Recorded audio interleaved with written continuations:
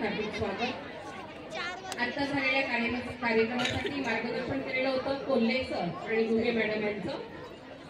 यानंतर क्रांतिज्योती सावित्रीबाई फुले यांचं स्वागत सादर करण्यासाठी येत आहे स्वरा पाटील. नमस्कार, माझे नाव स्वरा सागर पाटील. मी आपल्या समोर सादर करीत आहे एकांकिका. मी सावित्रीबाई फुले बोलतो. ज्ञान नाही, विद्या नाही, ती घेण्याची गोडी नाही. बुद्धी असून चालत नाही, तयास मानव म्हणावं का? काय ओळखलं का मला? म्या सावित्री. किती भोगले, किती सोसले, तरी तिने शिकवले. किती भोगले, किती सोसले, तरी तिने शिकवले. स्त्री शिक्षणाचे धडे तिच्या आज लेकीने गिरवले, आज लेकीने गिरवले. असा तोंड भरून तिचं कौतुक करताना तीच म्या सावित्री. सावित्री ज्योतिराव फुले, सातारा जिल्ह्यातील खंडाळा तालुक्यातील नायगावच्या खंडूजी नेवासे पाटील यांची मी कन्या आणि ज्योतिराव फुले यांची पत्नी.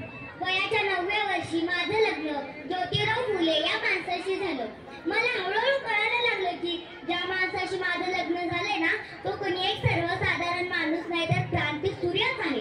शिक्षणाचा ध्यास आणि शिक्षणाचा प्रसार हा एकच विचार होता ज्योतिरावांच्या मनात. एकदा शिक्षणाचा प्रसार करताना मी फरा नावाच्या ब्रिटिश मॅडम त्यांना म्हणाल्या, मिस्टर फुले, तुम्हाला शिक्षणाचा प्रसारच करायचा आहे ना.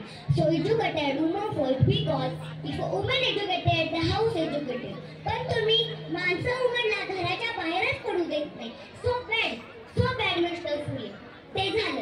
ते माझ्याकडे पाटी पेन्सिल घेऊन आले आणि मला म्हणाले, सावित्री, आजपासून मी तुला शिकवते. मग झाला सर माझा अभ्यास. काना, मात्रा, उकार, वेलांटी, बेकी बे, बिबिंचार, ब्रेक, बेत्रिकसा, हाच द्या. मी लिहायला शिकले, वाचायला शिकले आणि काव्य सुद्धा रचू लागले. आणि अशातच 1 जानेवारी शनिवार दिनांक 1 जानेवारी 1848 ला पुण्यातील भिडेवाड्यात आम्ही मुलींची पहिली शाळा सुरू केली. मी पहिली शिक्षिका आणि मुख्याध्यापिका झालो. अहो, शेरपटासारखं जगला तर काम तमाम होईल, पण जर वाघासारखं जगला तर नाम होईल. पण समाजात धर्म बुडाला ही कोल्हीकुई सुरू होती. अहो, एखाद्या सर्वसामान्य माणसाला शिक्षण दिल्याने कोणता धर्म फुटतो? तू इतका टकला जाऊ शकतो का धर्म? अहो, धर्मासाठी माणूस असतो की माणसासाठी धर्म? मी शाळेत जाताना तुम्ही मला चिकट फेकलात, मी सहन केलं. दगडे मारला, तेही मी सहन केलं. पण आता या सहनशीलतेचा अंत झाला होता आणि अचानक माझ्या समोर एक माणूस म्हणतोय कसा, काय काय टवळे, कुठे निघाली सुरू? आधी आमच्या पोरीबाळींना शिकवणं बंद कर. अगं, तुला तुझी अब्रू प्यारे आहे की शिक्षण? कदाचित त्याला माहित नसावं की आम्ही सुद्धा ज्योतिराव परिवाराच्या पत्नी आहोत. अशी धरल्या दिसात त्याच्या खाणी लावली आणि सुनावलं. आज आलास तर थोवाड फुटलंय, पुन्हा आलास ना तुला रक्ताला एक धरती रमते. ती कोणत्याही जाती किंवा धर्माची असो, तिला नेहमी बळी पडत आलेली आहे. अहो, एखाद्या स्त्रीचा नवरा वारला म्हणून त्यांनी सती जायचं? अहो, आपला नवरा वारला त्यात तिचा काय दोष असतो? यासाठीच आम्ही काम केलं. इंग्रज सरकारनं सती प्रथा सुरू केली, सतीबंदी सुद्धा सुरू केली आणि आम्ही विधवा महिला काशीबाई यांच्या मुलाला दत्तक घेतलं आणि त्याचं नाव ठेवलं यशवंत. त्याच्या तुडू पावलाने आमचं अंगण कसं भरून जायचं. त्याला वाढवलं, मोठं केलं आणि शिक्षण डॉक्टरही बनवलं. आणि अशातच पुण्यात नीटची साथ आली.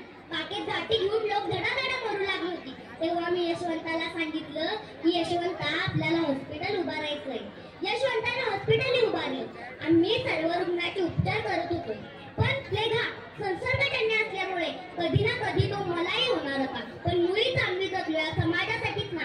अहो, मी सावित्रीची सावित्री बाई झाले, सावित्रीबाईची सावित्री माई झाले आणि बघता आमच्या 18 शाळा सुरू झाल्या होत्या. कारण आनंद होता तो आया बाळा शिकण्याचा. म्हणून म्हणे, विद्येविना मती गेली, मती विना गती गेली.